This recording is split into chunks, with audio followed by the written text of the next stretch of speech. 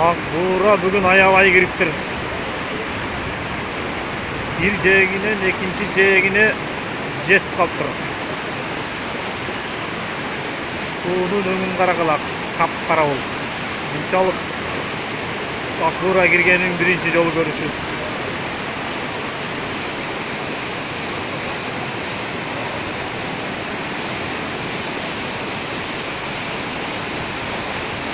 Ак бууранын баш жагында аябай катуу жамгыр болгону көрүнүп турат.